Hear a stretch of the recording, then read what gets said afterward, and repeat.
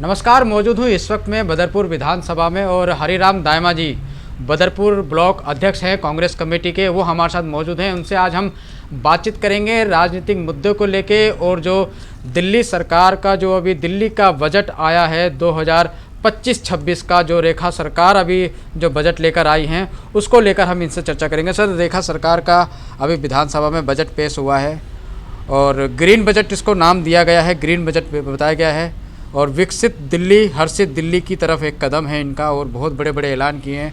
कई विभागों को बड़ा बड़ा फंड इन्होंने दिया है इस बजट में कि दिल्ली के विकास के लिए ये बजट आया है। क्या लगता है आपको, किस तरह से, किस नज़र से इस बजट को आप देखते हैं?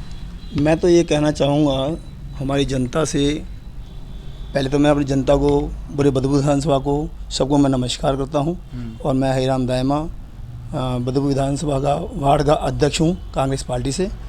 मैं अपने बीजेपी से और अपने मोदी से ये कहना चाहूँगा कि आपने सीएम रेखा जो बनाई है, आपने जो हमारी रेखा गुप्ता जी हैं, उनको आपने क्या देख के बनाया? उन्हें कभी राजनीति उन्होंने कभी करी नहीं है। उन्हें देश के अंदर कभी अपने इलाके के अंदर कभी उन्होंने कोई काम ढंग से किया नहीं है। कभी उनको नॉलेज नहीं है कि पैसा कहाँ लगाया जाए, पैसा कहाँ से आता है, कहाँ से नहीं आता है। पब्लिक का पैसा है, पब्लिक का पैसा कहाँ लगना चाहिए। हमारी जो कमाई है वो कमाई सरकार के पास जाती है।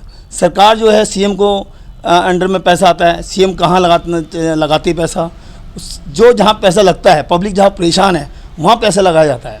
अब सीएम रेखा ने हर जगह अपने पैसा, तो जो कमाया पब्लिक का पैसा है ना, वो तो ऐसे बांट रही है जैसे हर जगह 100 करोड़ है, 80 करोड़ है, 85 करोड़ है, जैसे हलवा बांट रही है। अब ये हमारी तो बात समझ में आती नहीं है। बाकी है कि अगर हलवा बांट रही है तो वो हलवा लगना चाहिए ना। अगर मान लो हलवा मैं यहाँ बांट रहा हूँ, आपके विधानसभा में भी तो बांटे हैं। मेरे यहाँ विधानसभा में 85 करोड़ रुपये बताया है। और अब हमारे यहाँ के जो नेता हैं, विधायक से हैं और हमारे जो है सांसद हैं, अब हमें तो दिखता नहीं है रोड पे। अब आप देखो ना, बदरपुर जैतपुर मोड़ से और आगे तक मैं कहता हूँ कि कम से कम भी इस 10 किलो धूल जनता खाती है। 10 किलो धूल तो लेना, 10 किलो धूल जनता नहीं खाए तो हरिराम दायमा के मुंह पे थूक देना आगे। आज आप रोड पे देखो, कभी बीएसएस काम करती है, कभी पीडब्ल्यू काम करती है। रोज़ाना रोड तोड़ते रहते हैं और रोड बन नहीं रहा है। अगर इनका काम होता है तो जनता का पैसा लग रहा है इसके अंदर। अगर जनता का पैसा लग रहा है, यहाँ के जो हमारे सीएम रेखा जी हैं, या हमारे पार्षद हैं यहाँ पे, या हमारे विधायक हैं यहाँ पे, या जो हमारे रामबी ब्यूड़ी जी हैं जो हमारे यहाँ पे जो बने सीएम बने हैं, यहाँ के सांसद बने हैं यहाँ पे, इन सांसद के वजह से ही पास होता है। जो भी होता है, बड़ा जो काम होता है वो सांसद पास करता है। अब सांसद अगर पास करता है तो उन्हें ये देखना चाहिए कि भी अगर पाइपलाइन बिजली की डल रही है या पानी की पाइपलाइन डल रही है या रोड का काम हो रहा है, तो पहले कौन सा काम होना चाहिए उस काम को देखें। अब वही रोड दोबारा टूटता है, फिर रोड दोबारा बनता है, पाइपलाइन फिर डलती है, फिर डलता है। तो 4 बार अगर ये रोड तोड़ा जाएगा तो पब्लिक का पैसा लग रहा है ना। अगर पब्लिक का पैसा लग रहा तो लगाइए। अब पब्लिक तो परेशान वैसे भी है, पब्लिक का पैसा लग रहा है, पब्लिक बीमार पड़ती है, अस्पताल जाती है। 85 करोड़ में से आपकी विधानसभा में कितना काम हुआ है?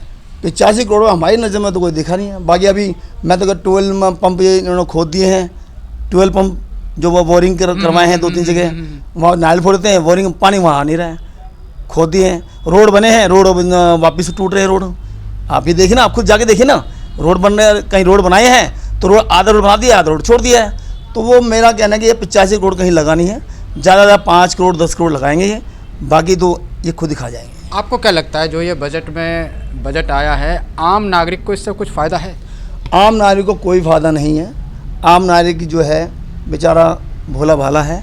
यहाँ इस क्षेत्र के अंदर अगर कोई काम करने वाला होगा ईमानदारी से, तो मैं कहता हूँ 85 करोड़ की जगह 50 करोड़ के अंदर पूरा बदरपुर चमक जाएगा।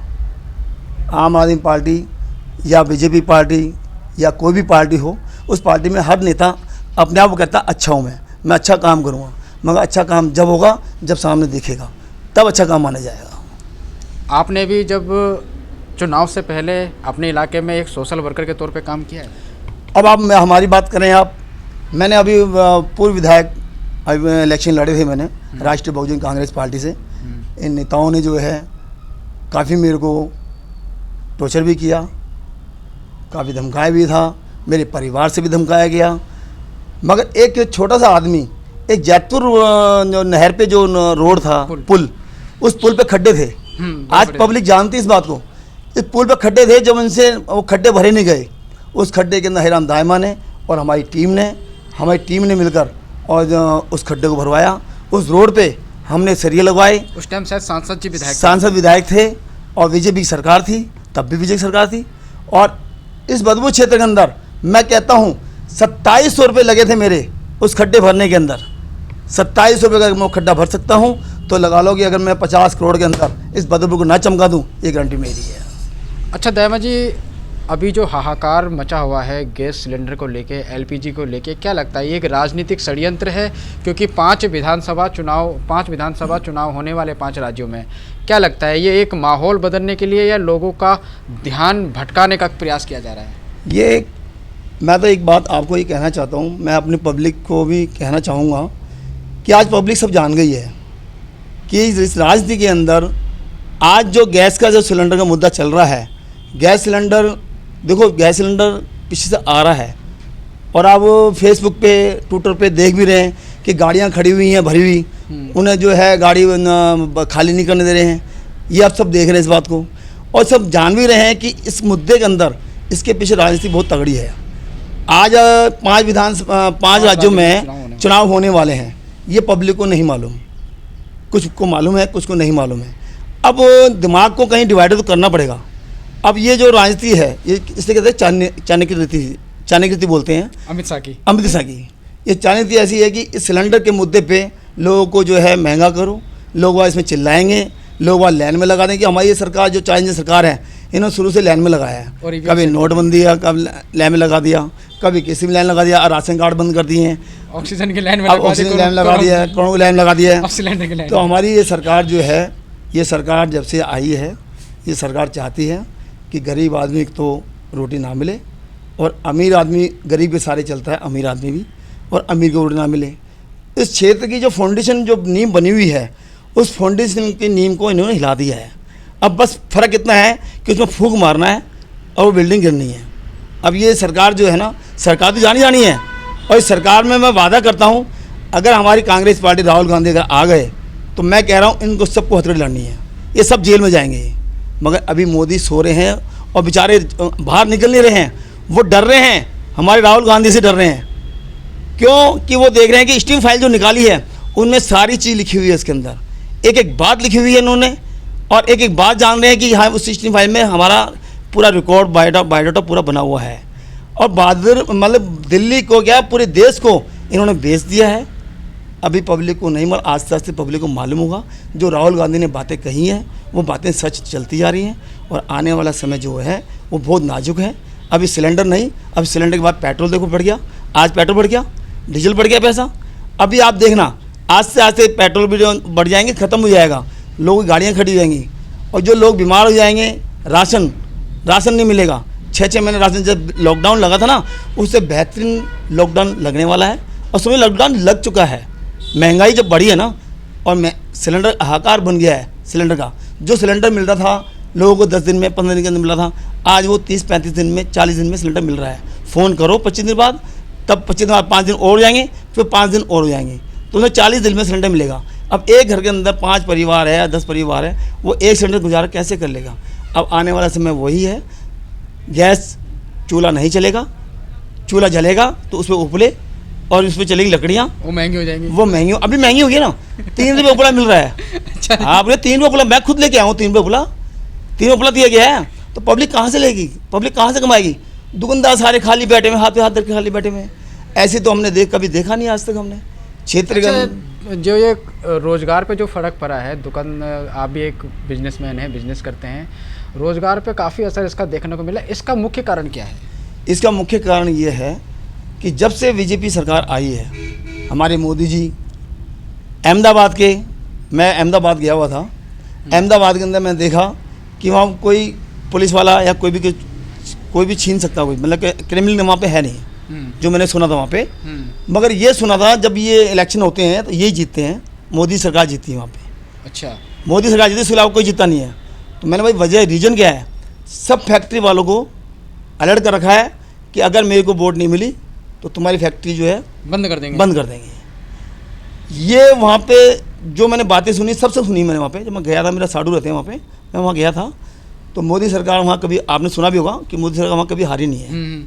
ठीक है, इसका रीज़न यही है कि सब जितने भी जो बड़ी बड़ी फैक्ट्रियाँ हैं, जो भी बड़े बड़े आदमी हैं वहाँ पे, उनसे सिस्टम बना रखा है।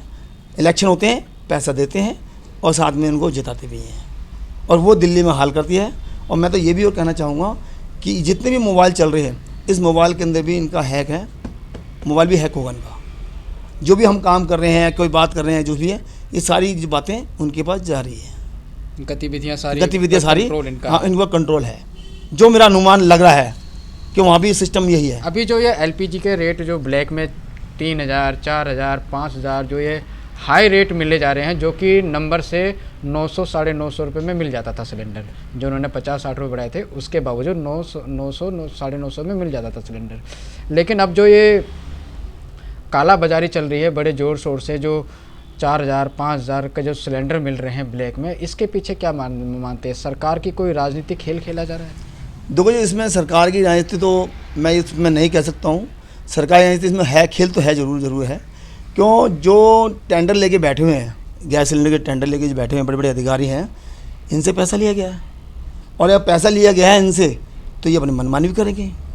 अगर मनमानी कर रहे हैं तो हमारे प्रशासन बैठा हुआ है, प्रशासन को दिख रहा है, तो प्रशासन का काम है कि इनको दबोचना।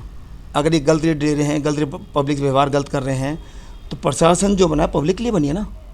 तो मैं ये कहना चाहता हूँ प्रशासन से कि अगर कोई भी गलत काम कर रहा है, गवर्नमेंट के जो रेट हैं उस रेट से पब्लिक को मिले, और प्रशासन जो है उनको अरेस्ट करे जो गलत काम कर रहे हैं। ये मेरा उनसे प्रशासन के हाथ जोड़ के विनती है कि प्रशासन से कि पब्लिक की हाय है वो किस पे लगेगी, आप बताइए? वो हाय लगेगी मोदी पे।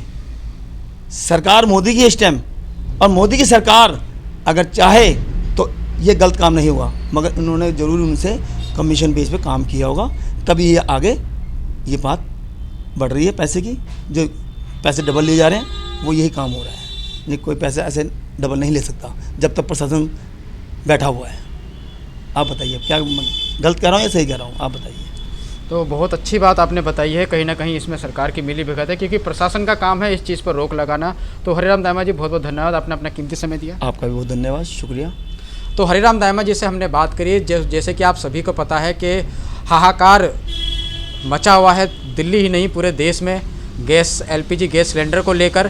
भारतीय जनता पार्टी के सभी मंत्री, मुख्यमंत्री और सांसद वगैरह सबका यही जवाब आ रहा है कि एलपीजी की पर्याप्त सुविधा है भारत के अंदर, एलपीजी की कमी नहीं है। अगर कमी नहीं है तो ये हाहाकार क्यों है? उसका कारण है 5 राज्यों के चुनाव। 5 राज्यों में चुनाव हैं, अब ईवीएम में सेटिंग तो करनी है, तो उसके लिए लोगों का दिमाग घुमाना है, विपक्ष को घुमाना है, तो उसके लिए एलपीजी की शॉर्टेज का यहाँ दिखा दिया। और आने वाले समय में, महीनों में चुनाव होने हैं 5 राज्यों में, और वहाँ पे कुछ सेटिंगें भी करनी है मशीनों में। तो ऐसा हरिराम दायमा जी का कहना है। अब ईरान से, जैसे कि आप सभी को पता है, ईरान से एलपीजी की एक बड़ी खेप भारत आने वाली है, निकल चुकी है। और 8 साल के बाद अमेरिका से डर के मारे ईरान के साथ ये व्यापार संबंधी रिश्ते तोड़ दिए थे, लेकिन अब जब ज़रूरत पड़ गई तो ईरान से एलपीजी लेने की भारत को ज़रूरत पड़ी, और ईरान से एक बड़ी खेप भारत आ रही है। तो इसका आने के बाद भारत में जो किल्लत है, कितना प्रभाव इस पर पड़ेगा, वो देखना बहुत अहम होगा। तब तक आप बने रहिए, जुड़े रहिए हमारे साथ। नमस्कार।